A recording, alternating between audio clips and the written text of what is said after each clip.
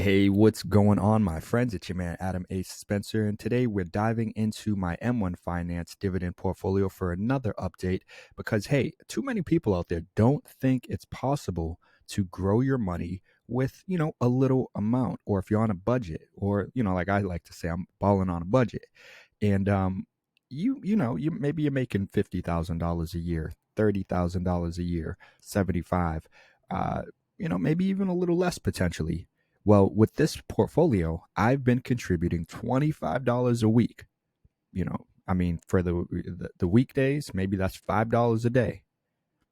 If you work and you're making at least $12, $15 an hour, it's possible where you can grow your money. Of course, it's going to take a bit longer because you're contributing a smaller amount. But as we look at our dividend portfolio over the past day, you can see, we're down 2.03%. Again, this is a long-term portfolio, so we're not even fazed by what is happening here on the short term, especially if you're looking at the whole stock market right now with what's going on. And over the past week, you can see our portfolio is down 0.26%. Again, we're still not worried. The past month, we're down 0.55%. One quarter, we're down 1.25%. In 1 year, we're down 1.62%. However, all of that said, all time, our portfolio is actually up 3.39%. Now, like I said, this is a long-term play. We started this portfolio back here on February 1st with $100, started to contribute $25 a week up until we got to about March 5th, where we had our stimulus checks rolled out. And oftentimes, let's think about it like getting a raise with your job, or maybe somehow you got lucky and some money came your way. You got an extra $5,000, extra $100, whatever it is. Well, instead of going out and splurging and balling out with all of that money, I decided to contribute 500 of that, $1,400 into our dividend portfolio.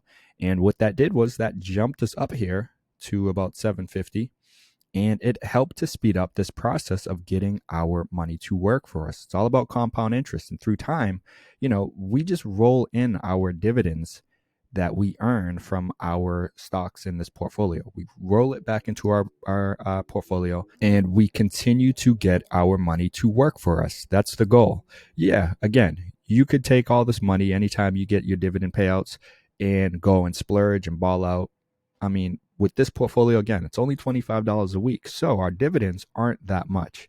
But put this in perspective and understand, if we were doing $250 a week, or $2,500 a week, just anything much more, this would be a much larger amount, along with our current value of $2,245.29, which gives us a gain of $46. Now, again, the stock market recently has been brutal. And, you can see it even if you look in on our portfolio here, where it starts to dip, and then it's kind of choppy here, really choppy. And then we start to go up again. And now we're currently at a point where things are about to potentially get choppy or even maybe go down.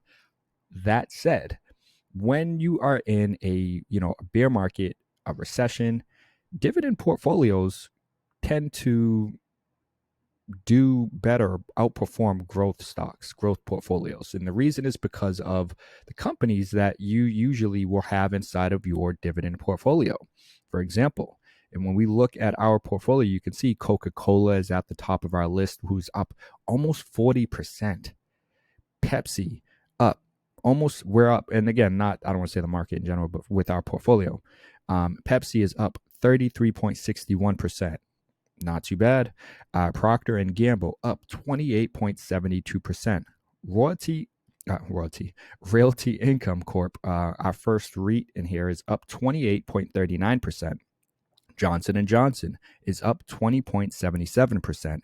And then our second REIT, which is Newtek, is still up 19.71%. And they're currently, they have a lot of major changes going on with them acquiring a bank. I believe it was finalized just recently, but there's a lot of things up in the air in terms of what's going to happen with their dividends. Probably going to have a cut. The question is, how much are they going to cut it back? How much are they going to reduce it? And from tax purposes, someone posed a good question: how what essentially happens now that they're making this transition? Time will tell. Them buying a bank, I think them acquiring the bank that they purchased, New York. What is it? I can't remember off the top of my head. New York. It's on my tongue. But in any case, them making that purchase, a lot of people were skeptical, not necessarily a fan of it, and I think they've taken a bit of a hit. But as a whole, I'm still sticking with them. We're gonna roll with them. They've been doing really well, and having their own bank under their belt, I think is a power move, if you ask me. But again, it's going to change the model, I believe, of their business as a whole and how they how they function and basically act and move moving forward. So definitely something to watch out for, but I'm not worried. In the red, unfortunately, we have Verizon Communications, who is down 0.98%. We have JP Morgan Chase down 22.83%. 3M down 23.67%. And then our last REIT inside of our portfolio is Innovative Industrial Properties, which is down 38.87%. Again, as a whole, we're doing really well right now, even though the market is kind of bearish, looking kind of red recently, especially after Powell and whatnot speaking on Friday. Being up 3.39% is pretty good. I will take it. When we look at our earned dividends, you can see we've received $75.62. Our market gain, meaning the price, the fluctuation of the stock prices, we're actually down 29.55%. So when we deduct this 29.55 from our earned dividends, it leaves us with a gain of $46. So things are continuing to move in the right direction. Again, we're still here in the green. Our earned dividends, you can still see Newtek is at the top of the list at $20.38, Verizon at $9.27, and then our second REIT, Realty Income Corp, is up $7.11. When we look at our recent activity, you can see that I don't think there have been any changes since our last video in terms of dividends, but give you guys an update so far for this month. The first dividend payout we received was from Coca-Cola for $1.51. Then we received a payout from Innovative Industrial Properties on the 14th for $1.92. And then most recently on the 18th was Realty Income Corp for 79 cents. So, hey, if you're someone out there, I've seen a few different YouTubers and a few people talking about dividends. Now no one's saying it now, but a year ago, 2 years ago, there were a number of people that were like, "Don't do dividends. Don't waste your money on dividends. Put your money in growth." And the timing of it, it was just so obvious because things were starting to, seemingly just continue to run. Like everything was just running to the sky, and it's like, growth stocks aren't always going to run. I mean, no stocks are always going to run. Tech right now is getting hammered. And it just seemed like an obvious thing. Of course, nothing is ever that obvious, never that clear when you're in the moment. It's like, oh, all this money, why would you pass it up?